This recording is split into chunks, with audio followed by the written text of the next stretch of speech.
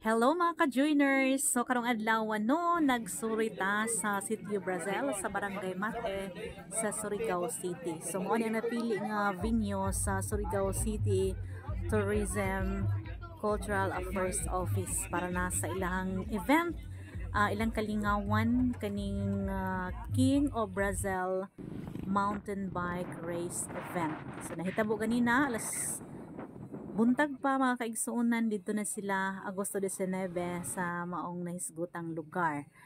Ang City Government of Surigao pinaagi sa Surigao City Tourism and Cultural Affairs Office nakipag-partner sila sa Siklista Surigao non organize sa maong cross-country Olympic. So ang King of Brazil nahimo kining kabahin sa 2023 taon na fiesta celebration sa Surigao City. Sa mga nakalinya nga mga kalingukan. So atong atuon ang maong venue dito na sa Barangay Mate. So ayan, starting point lang namo ni Alex Salvo no, padulong mi sa Sitio Brazil. First time na ko guys, pero si Alex Salvo many times nagabalik-balik diya na sa Mate. So dumduman subay sa history sa maong lugar. Sa una mga kaigsuunan, lisod-sudlon ang maong sitio gumikan sa kahadlok no. Nabilong man ni siya sa Jeddah, lagyo nga mga lugar bitaw na nahimong pugad kanhe sa mga walhong grupo.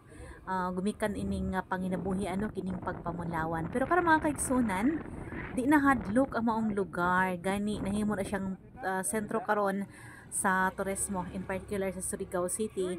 Labi na ni mga padula kay gana man ang maong lugar naa siya sa babaw nga bahin sa bukid.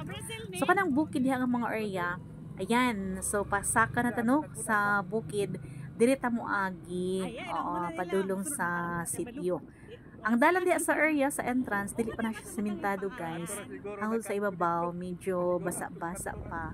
Kay sapa man na sa unahan. So, number 1 nga panginabuhian sa mga residente sa Mate, ang pagpamulawan. High grade na nga lugar, labi na kung makatsamba ka no, o sa Bulawan.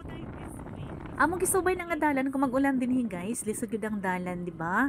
Makita nato sapa man na siya, so init pa man karon o naay nang lanaw ng mga vina ko ni tawag ana no, mahibaluan mambiling, mahibaluan kung naay Bulawan ilang i-process. So kung mag-ulan din guys, syempre baha-baha, lisod siya agian. So karon ting-init pa man, medyo wala ta nagkalisod sa atong pagsaka sa nasampit nga area, pero medyo basa na yung mga tubod sa mga tubig. Ang uban nga mga sakyanan parehas ana diha lang gibilin sa ubos kay dili siya makalaho sa unahan, gawas lamang atong mga single motorcycle katong 4x4 o katong dagko ng mga sakyanan. So kami ni Alex Salvo tuloy na tuloy ang adventure. Ayan, nasaka gihapon no, bahala ga taas. May compare na ko siya sa Barangay Villariza dito sa Manimuno. Diba makita nimo sa palibot gagmay ang mga kahoy, mga sagbot. Mao ni ti mailhan pag ang bukid puno ng mga minerales. So maltong timan-an ha. O pasaka nami sa sitio padulong sa taas. So expected hinahinira among dagan kay daghan man ang mga siklista no, gasaka didon, mga nakamotor og uban pa. Napoy uban mga nagbaktas, ayan mga taga sitio Brazil na sila, going na sila sa barangay. So kini nga area kadaghanan sab dinhi mga namuyo, labi na sa pinaypayan, tapad na sila no, mga mamulawanay neto, mga miyembro sa mga IPs atong mga mamanwa na po diha na mga area no. So careful hinahinay ta sa tong pagbiyahe, labi na sa mga dalan na mga magbaktas-baktas.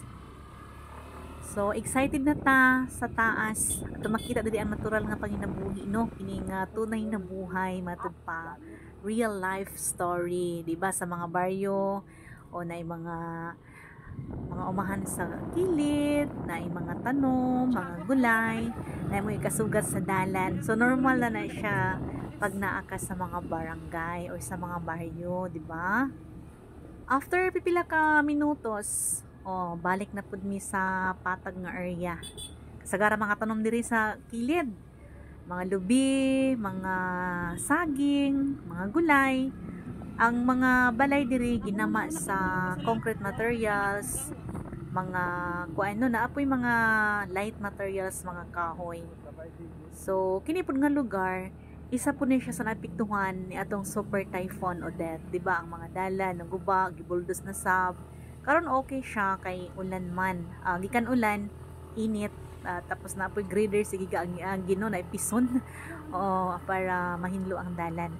So matagkaroon na niya sa tong biyahe na tay makasugat. Na uban nagbaktas sa mga bata, di ba? Na mga kakugnan sa kilid, mga ipil-ipil, uban pa nga mga ordinaryo lang nga mga kahoy.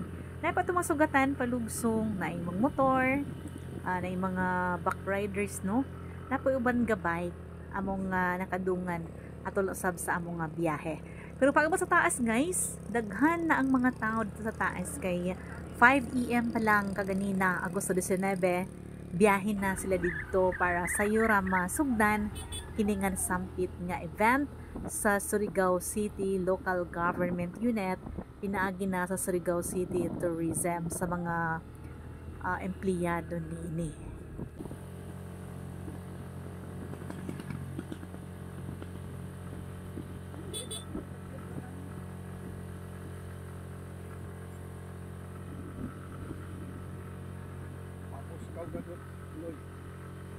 Delikado mo ni agihan kung